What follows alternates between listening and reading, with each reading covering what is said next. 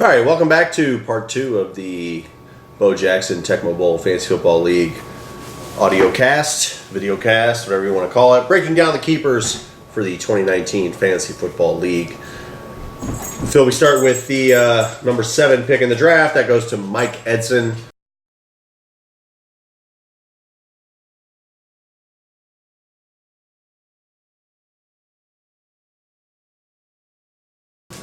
But outside of TB12, as we peruse this roster right now, yeah, it is a stinker. There is not a whole lot to look at here. A lot of guys who in Tier 4 who may not even be in the league anymore. Well, obviously, if Des Including Bryant, the Ravens defense, if Des Bryant maybe had been signed by someone and Marshawn Lynch had decided to come back, maybe it'd be a different story here. But we've got a couple of goose eggs for this upcoming season with those guys. Other than that, Phil, I mean, really, are we looking at Marcus Mariota as a Tier 3? Do we just make that our quarterback? and just move on from there? Yeah, he does have an extra 4th-round pick. He has an extra 3rd-round pick from trades last season. So he does have a plethora of picks in the top 4 rounds.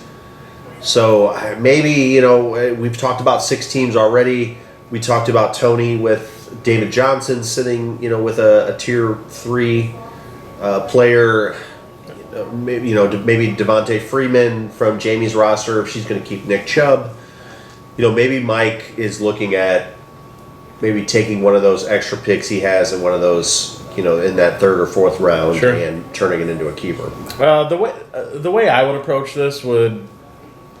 Yeah, I mean, imagine this is your roster. It would probably be a little unconventional than what the norm would be. The norm would probably be to keep Marcus Mariota, but I would probably go into it thinking, I'm just going to go ahead and keep Austin Hooper in an offense that's very pass-heavy, and Matt Ryan is very reliant on Austin Hooper. Right. And I think the production, I think there's potential to be a top 10 tight end at the end of the league, and Agreed. I think you could still, if you liked Marcus Mariota, I think you could still get him in the later rounds. I don't think, especially with a guy who's got extra picks in the 3rd and 4th round, that's honestly drafting up for Marcus Mariota. I think he's someone, we have his average draft, we don't have his average draft position right now.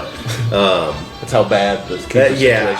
Mike, I love you, but this is a pretty bad situation. I think Marcus Mariota is probably a guy you get in the 7th, 8th round. I would probably keep Austin Hooper because I think if I waited for him and I wanted to draft him as my tight end, I would probably wait too long and he would go because the potential's there. But I think I could wait for Marcus Mariota and still end up with him as my quarterback if that's what I wanted. Don't disagree with you at all. This is a guy who finished as the 6th overall tight end.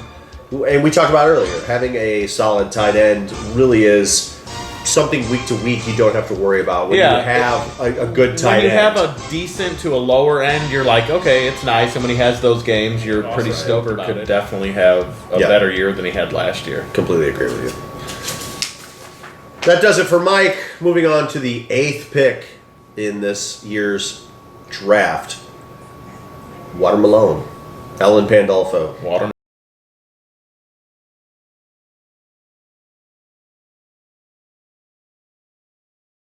I'm going to go over Ellen's roster, which is up on the screen right now.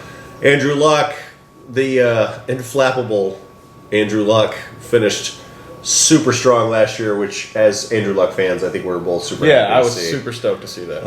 Melvin Gordon, obviously a name that's hot this year, is her only number 2. So holding out as of right now. Yeah, as of right now, as of this date. Yep. Hope he gets paid. Yeah. So, Melvin Gordon, look, you're talking about the 8th pick overall in the draft. Melvin Gordon would obviously be her 8th pick. Not a terrible slot to get Melvin Gordon at. As long as he signs. I'm not a fan of taking guys in contract situations. Even if he agrees that I'm going to go, I care about the team and I'm going to go in without the contract. Yep. I'm just still not a fan of that situation. I'm not either. And I completely agree with you. So that actually... Let's skip Tier 3. Let's drop down to Tier 4, which is interesting. Super interesting to me, and that's Darius Guice. Darius Guice. So Darius Guice obviously had, a year with no points last year. Guy with a lot of potential. It's tier 4. Super high ceiling. Super high ceiling. I don't know what the floor is. I don't either. But a second round pick out of LSU. A guy that has Adrian Peterson as his backup, Chris Thompson.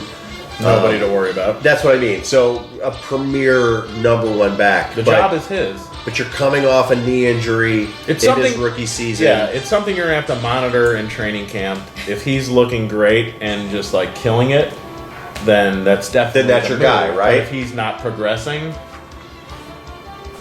and Adrian Peterson seems like an ageless wonder.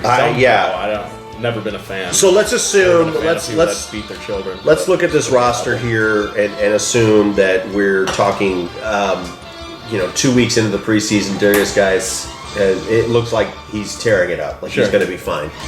Is there anyone here on this tier 4 list you would keep with Darius Guice? The only name that pops out to me might be Geronimo Allison, and that's always been a fan of Doug Baldwin.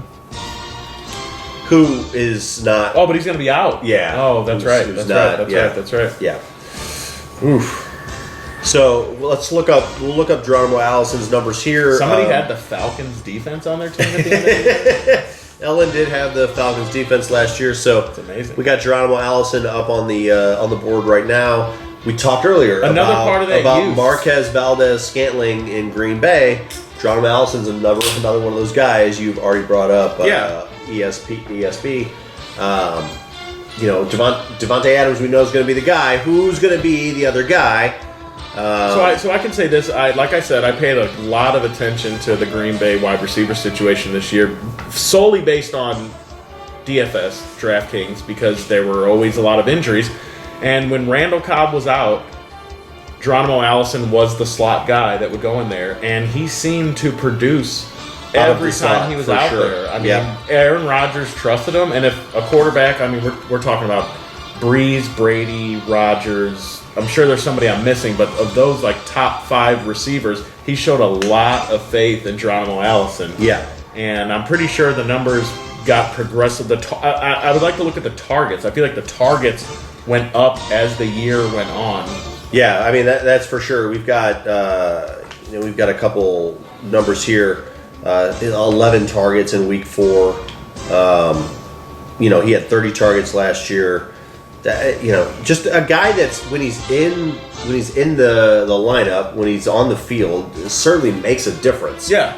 And Aaron Rodgers is going to sling the ball all over the place, and he doesn't have an allegiance to one receiver that he's going to force. No, he's going to throw to whoever's open. Yeah, and Geronimo Allison seems to have a knack for getting open. For sure. So the touchdowns aren't always there. Correct. But the volume of targets to receptions, and we are in a PPR league, so to be there. You are talking about a guy who could get 5 to 6 receptions a game. Right. Maybe not a lot of yardage, maybe not a lot of touchdowns. He would go into the season viewed as like a wide receiver 3, but has the potential to be a high wide receiver 2 at the end of the year. Especially if there's injury. Sure. But the only thing that hurts with injuries is that if Devontae Adams gets hurt, I don't feel Geronimo Allison gets those. No, I completely agree with you. I feel like somebody like Quantumia St. Brown goes into that position. Correct. So I think if Devontae Adams is healthy, but then Scantling gets hurt, then maybe Allison moves up to the wide receiver 2.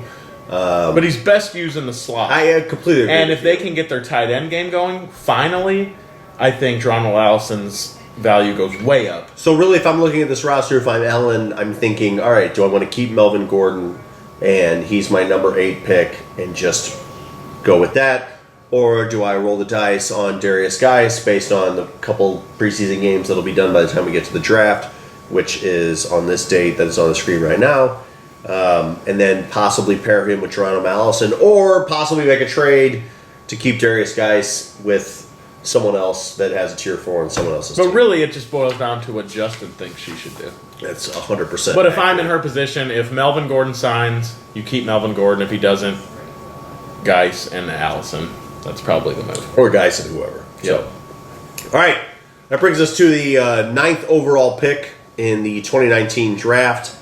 Our returning 2-time champion. You can't see her. She's off camera, see her, but she is putting up the deuces. Yep. The two-time. The two-time. That'll be Kristin Pandolfo.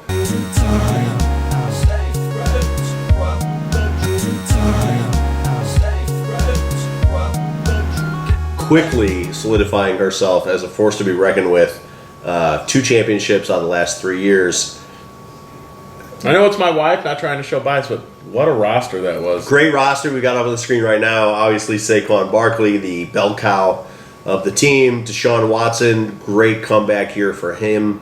Adam Thielen, is a solid wide receiver. I mean, lots of guys who had their career years. But not only that, had the wherewithal in week 11 or 12 to make the trade for Juju Smith-Schuster to solidify that wide receiver too. Had a great end of the year.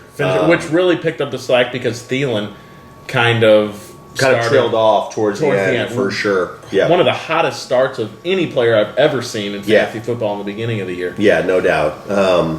So that being said, now we have to look at keepers, right? So I'm amazed that Jordy Nelson made it into tier 3.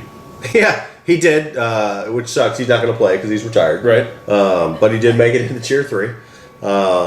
Because honestly, if you told me I could have Jordy Nelson as a 16th round pick, right? Normally, a couple years ago, sure, I would be super happy doing that. Absolutely. But so unfortunate in that regard. But as we look at the rest of this team, not a lot of names jump out as names you want to keep. A lot of handcuffs. And a lot of guys that are probably going to produce the same way they produced last year. Yep. Mike Davis, Jimmy Graham, Danny Amendola, Devin Funchess. These are just guys that are going to hover around that 100 to 150 point mark. Phil, the name I have asterisk, and you're looking at it right now, is Josh Allen. I brought that up to her actually last week. And, I think the one thing, I think we all expected Josh Allen to struggle in his rookie year. And the rushing yards. That's what I was just going to say it. We all expected him to struggle passing. But I got to tell you, the quarterback out of Wyoming really impressed me with the rushing. I had to double check every time I saw the stats. I mean, two times last year over 100 yards rushing, and another 2 times in the 90s, 99 and 95. Yeah. One of those 95-yard rushing, week 17, which is Fantasy Football Championships in our league. This is a team that played Deshaun Watson week in and week out. But no doubt. This is a guy going into the fantasy football playoffs. If you would have started him, probably would not have killed you going into it. Probably would have outscored Deshaun Watson in week 17. Probably so. So, is this a guy? Look, I personally tend to shy away from year 2 quarterbacks. Sure. But I don't know. Is Josh Allen a guy worth taking as a 16th round pick on this team? That's interesting.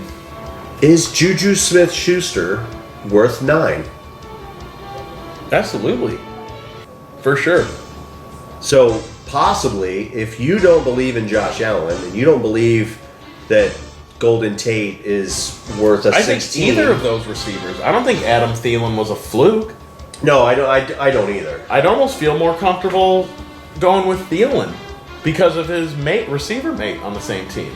So if this was not a keeper league, would you take Adam Thielen 9th overall? No. Yeah, probably not. But if I was in this situation, you would. And if I saw the writing on the wall, if I was going to end up with having to pick one of these, if the top wide receiver, so the running backs are going to be gone. That's just done. She can just forget about that. And if these receivers are gone, and I'm looking at Mike Evans, ODB, Keenan Allen, AJ Green, T.Y. Hilton, Julian Edelman, I'm keeping Adam Thielen. Yeah. The sticky part is she's going to keep somebody. If she keeps Thielen, she doesn't get another pick till the 3rd round. Right.